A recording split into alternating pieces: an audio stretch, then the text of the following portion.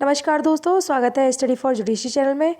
देखिए, यूपी में एपीओ की जो पोस्ट आई हुई है, आप लोगों को पता ही होगा, 17 है वैकेंसियाँ टोटल। फॉर्म अप्लाई किए जा रहे हैं, अभी आप फॉर्म फिल कर सकते हैं, साइट चल रही है।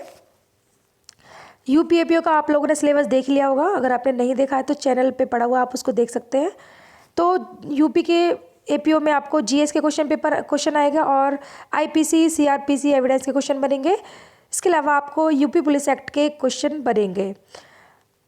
यूपी के एपीओ के लिए स्पेशल क्लासेस है ये जीएस के लिए। इसमें बात करेंगे हम जनरल साइंस के क्वेश्चंस की, जो कि यूपी एपीओ के एग्ज़ाम के लिए काफ़ी अच्छे क्वेश्चंस हैं। ये सारे सेलेक्टेड क्वेश्चन है, लास्ट ईयर बने हैं यूपी एपीओ के एग्ज़ाम में। चलिए स्टार्ट करते हैं, लास्ट तक देखिएगा ज़रूर वीडियो को। और इसकी जो पीडीएफ है ये आप टेलीग्राम ग्रुप से ले सकते हैं। टेलीग्राम ग्रुप की जो लिंक है आप डिस्क्रिप्शन बॉक्स से देख सकते हैं। चलिए स्टार्ट करते हैं। फर्स्ट क्वेश्चन है, मानव शरीर में क्रोमोसोम्स की संख्या कितनी होती है? मानव शरीर में क्रोमोसोम्स की जो संख्या होती है ये होती है 46। आंसर इसका सी होगा। अगला प्रश्न है, पोलियो के टीके की खोज किसने की? पोलियो के टीके की खोज की थी जॉन साल्क ने। अगला प्रश्न है, जल की वाष्प में परिवर्तन कहलाता है? जल का जो वाष्प में परिवर्तन हो जाता है वो कहलाता है भौतिक परिवर्तन। जल का वाष्प में परिवर्तन होना एक भौतिक परिवर्तन होता है। अगला प्रश्न है, फोटोग्राफी में उपयोगी तत्व। फोटोग्राफी में जो उपयोगी तत्व होता है वो होता है silver bromide. Silver bromide photography के लिए उपयोगी तत्व है। अगला प्रश्न है, गैस इंजन की खोज किसने की? गैस इंजन की खोज की थी चार्ल्स ने। ऑप्शन सी है इसका आंसर। अगला प्रश्न है, सिक्स्थ क्वेश्चन देखते हैं,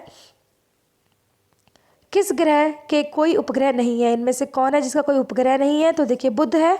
बुध है जिसका कोई उपग्रह नहीं है। इसके अलावा शुक्र भी एक ग्रह है जिसका कोई उपग्रह नहीं है।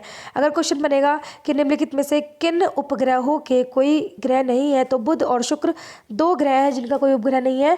अगला प्रश्न है, सबसे पहला नाभिकीय रिएक्टर किसने बनाया?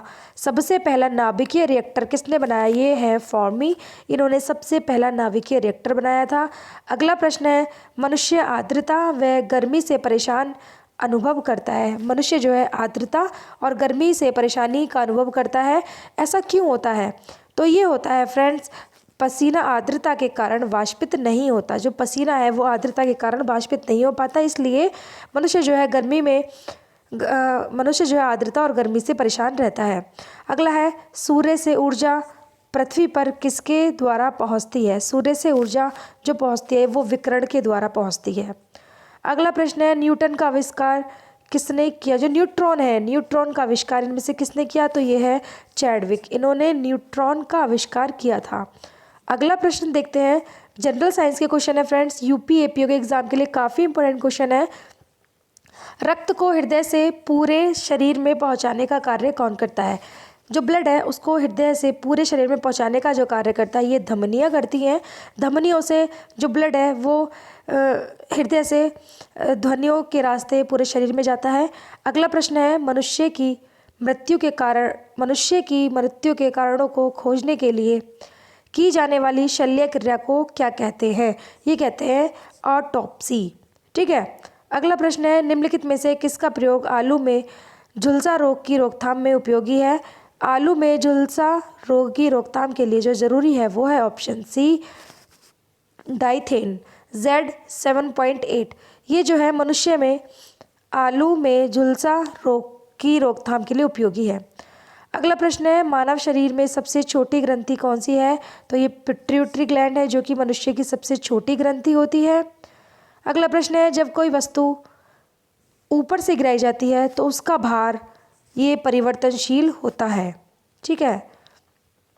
अगला प्रश्न देखते हैं, 16th क्वेश्चन आएगा, सूर्य की किरणों से कौन सा विटामिन प्राप्त होता है? तो ये तो आपको पता होगा, सूर्य की किरणों से जो है वो विटामिन डी प्राप्त होता है।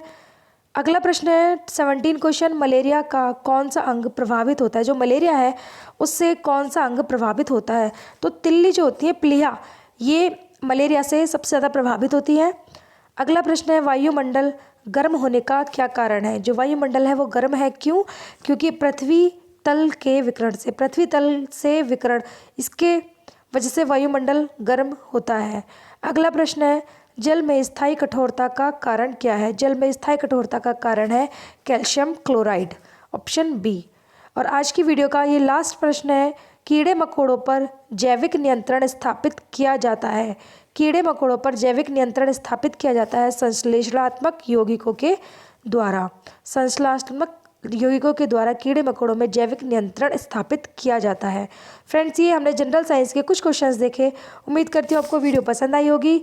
आप अपनी तैयारी में लगे रहिएगा, वीडियो को शेयर कर दीजिएगा। थैंक यू दोस्तों।